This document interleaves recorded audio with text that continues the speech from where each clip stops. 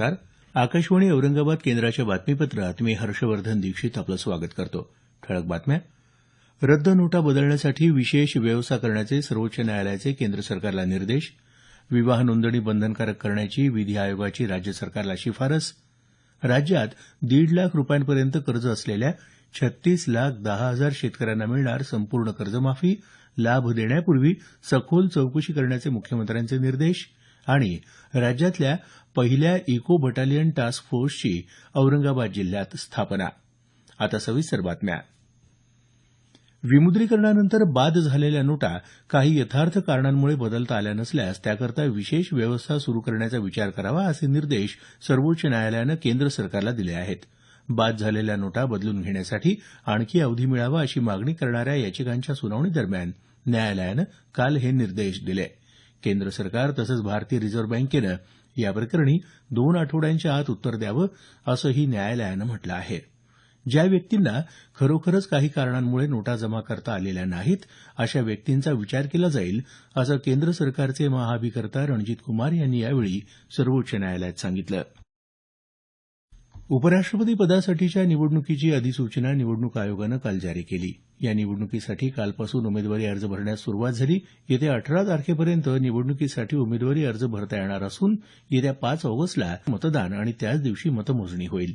विद्यमान उपराष्ट्रपती मोहम्मद हमीद अन्सारी यांचा कार्यकाळ येत्या 10 ऑगस्टला संपत आहे. दरम्यान अचलकुमार ज्योती यांचे नवे मुख्य निवडणूक आयुक्त म्हणून निवड झाली आहे. 6 जुलैपासून ते कार्यभार स्वीकारतील. विद्यमान निवडणूक आयुक्त नसीम झैदी हे सेवानिवृत्त होत असल्यानं या पदासाठी ज्योती यांची निवड करण्यात आली. विवाह नोंदणी बंधनकारक केल्यास विवाहांमधली लवाडी बंद होण्यास मदत होईल. तसंच केवळ नोंद नसल्यामुळे विवाह नाकारल्या जाण्याच्या प्रकरणांपासून महिलांचं रक्षण होईल असं विधी आयोगानं म्हटलं आहे. विधी आयोगानं काल यासंदर्भात न्याय मंत्रालयाला अहवाल दिला असून त्यात विवाह नोंदणी बंधनकारक करण्याची शिफारस केली आहे. विवाह नोंदणी बंधनकारक नसल्यामुळे महिलांची सहजपणे फसवणूक केली जात असून अनिवासी भारतीयांमध्ये मोठ्या प्रमाणावर असे प्रकार होत असल्याचं आयोगानं म्हटलं आहे. विवाह नोंदणी बंधनकारक केल्यास विवाहासाठीच्या नियमांचं पालन होईल असं या अहवालात म्हटलं आहे. 2014 मध्ये झालेल्या विधानसभा निवडणुकीच्या वेळी पुणे जिल्ह्यातल्या 2 मतदान केंद्रांवर वापरण्यात आलेल्या इलेक्ट्रॉनिक मतदान यंत्रांमध्ये कोणतीही छेडछाड करण्यात आली नव्हती असा अहवाल हैदराबाद इथल्या न्याय सहाय्यक प्रयोगशाळेनं काल मुंबई उच्च न्यायालयाला दिला. पर्वती मतदारसंघातले काँग्रेसचे उमेदवार अभय छाजेड यांनी या प्रकरणी न्यायालयात याचिका दाखल करून मतदान यंत्रांमध्ये छेडछाड झाल्याचा आरोप केला होता. या याचिकेच्या सुनावणीदरम्यान न्यायालयानं या मतदान यंत्रांची न्याय सहाय्यक प्रयोगशाळेत तपासणी करण्याचे आदेश दिले होते. कौशल्य विकासातून जास्तीत जास्त विद्यार्थ्यांना विविध क्षेत्रातून स्वयंरोजगार मिळवण्यासाठी सरकार प्रयत्न करत असल्याचं शिक्षण मंत्री विनोद तावडे यांनी म्हटलं आहे. ते काल मुंबईत एका कार्यक्रमात बोलत होते.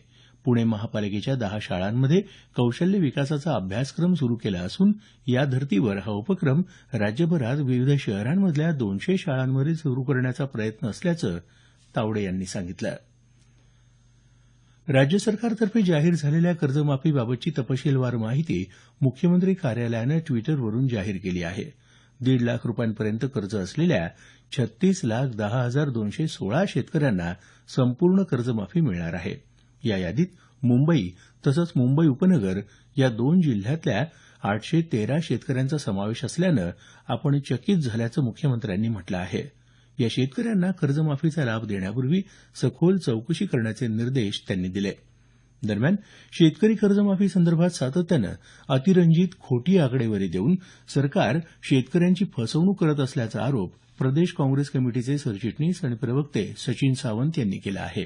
काल मुंबईत पत्रकार परिषदेत बोलताना सावंत यांनी सरकारनं या असत्य कथनासाठी जनतेची माफी मागावी अशी मागणी केली. संपूर्ण कर्जमाफी 34,000 कोटी रुपयांची नव्हे तर फक्त 5,000 कोटी रुपयांची असून या योजनेचा लाभ 89 लाख शेतकऱ्यांना नव्हे तर फक्त 15 लाख शेतकऱ्यांना होणार असल्याचं त्यांनी सांगितलं. खरीप हंगामासाठी शेतकऱ्यांना तत्काळ 10,000 रुपयांची उचल देण्याच्या घोषणेनंतर गेल्या 3 आठवड्यात राज्यभरात फक्त 1,082 शेतकऱ्यांनाच 10,000 रुपये उचल मिळाल्याचं सांगत सावंत यांनी राज्य सरकारच्या उक्ती आणि कृतीमध्ये फरक असल्याची टीका केली. हे बातमीपत्र आकाशवाणीच्या औरंगाबाद केंद्रावरून प्रसारित केलं जात आहे. आमचं हे बातमीपत्र newsonair.com या संकेतस्थळावरही उपलब्ध आहे. औरंगाबाद जिल्ह्यातल्या अब्दी मंडी इथं उभारण्यात आलेल्या राज्यातल्या पहिल्या इको बटालियन टास्क फोर्सची स्थापना आणि पायाभरणी राज्याचे अर्थ तसंच वनमंत्री सुधीर मुनगंटीवार यांच्या हस्ते काल करण्यात आली. भारतीय लष्कर आणि वन विभागानं संयुक्तपणे ही बटालियन स्थापन केली असून या टास्क फोर्सच्या माध्यमातून मराठवाड्यात वृक्षांची संख्या वाढवण्याचा प्रयत्न करण्यात येणार आहे. 4 कोटी वृक्ष लागवड मोहीम ही आता लोकचळवळ बनली असून याद्वारे मराठवाडा हिरवागार होईल अशी अपेक्षा मुनगंटीवार यांनी व्यक्त केली. काल सकाळपर्यंत राज्यभरात 2 कोटी 19 लाखावर झाडं लावल्याचं वनमंत्र्यांनी सांगितलं.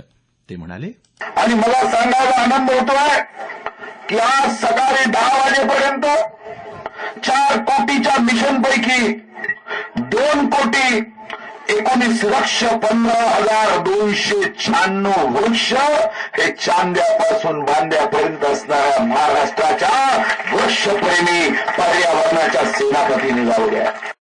विधानसभेचे अध्यक्ष हरिभाऊ बागडे यावेळी उपस्थित होते. पाणी आणि हवेची गरज पूर्ण करण्यासाठी वृक्ष लागवडीची गरज असल्याचं ते म्हणाले.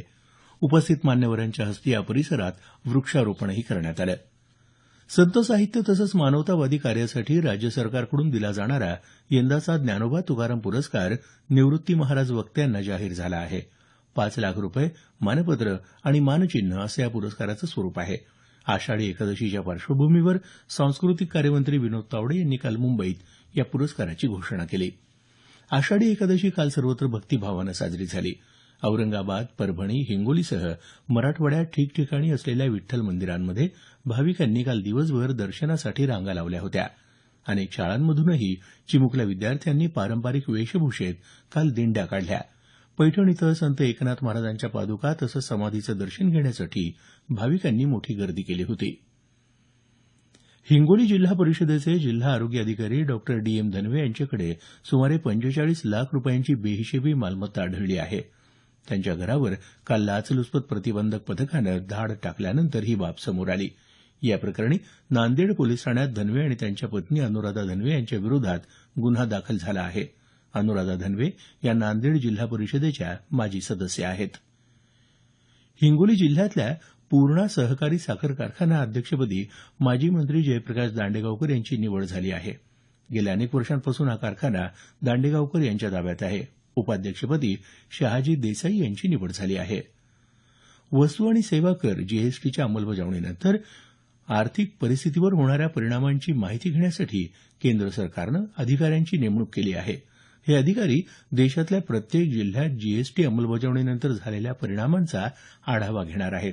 दरम्यान जीएसटीच्या नावाखाली छापील किमतीपेक्षा अधिक दर आकारून फसवणूक करण्याचा प्रकार होत असल्याचं आढळून आल्यास ग्राहकांनी वैध मापन विभागाकडे तक्रार करावी असं आवाहन राज्याचे ग्राहक संरक्षण मंत्री गिरीश बापट यांनी केलं आहे. ग्राहक आपली तक्रार ग्राहक संरक्षण विभागाच्या फेसबुक पेजवर, वैध मापन विभागाच्या DCLMM_complaints@yahoo.com या ईमेल आयडीवर किंवा 9869691666 या व्हॉट्सअप क्रमांकावर नोंदवू शकतात. शेवटी पुन्हा काही ठळक बातम्या. रद्द नोटा बदलण्यासाठी विशेष व्यवस्था करण्याचे सर्वोच्च न्यायालयाचे केंद्र सरकारला निर्देश. विवाह नोंदणी बंधनकारक करण्याची विधी आयोगाची सरकारला शिफारस.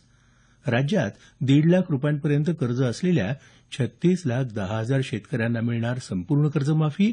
लाभ देण्यापूर्वी सखोल चौकशी करण्याचे मुख्यमंत्र्यांचे निर्देश. आणि राज्यातल्या पहिल्या इको बटालियन टास्क फोर्सची औरंगाबाद जिल्ह्यात स्थापना. याबरोबरच हे बातमीपत्र संपलं. आमचं यानंतरचं संक्षिप्त मराठी बातमीपत्र सकाळी 10 वाजता.